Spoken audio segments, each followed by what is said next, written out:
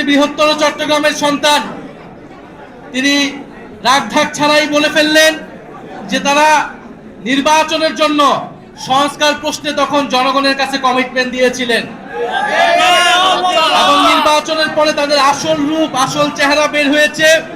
তারা আসলে সংস্কারের প্রতি কখনোই কমিটেড ছিলেন না।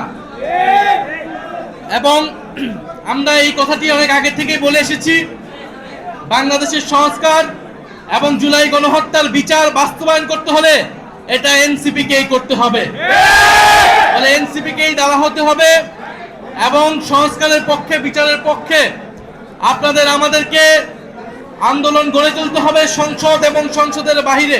এনসিপি বাংলাদেশের যে 24 পরবর্তী যে 24-এর যে জুলাই, সে জুলাইয়ের অন্যতম ধারক এবং বাহক একটি দল। আমরা মনে করি বাংলার আকাশ এতদিন স্বাধীনতা পরবর্তী এতদিন এই বাংলার আকাশে জুলুমে ভরপুর ছিল, জুলুমের কালিমা ছিল। এনসিপি এমন একটি দল যে দলের মধ্য দিয়ে বাংলার আকাশ থেকে জুলুমের কালিমা চলে যাবে এবং আমরা প্রত্যাশা করি বাংলার আকাশে আর যে অন্তর্দ্বন্দ্ব, সে অন্তর্দ্বন্দ্ব না থাকুক, খুনাখুনি না থাকুক, রক্তারক্তি না থাকুক।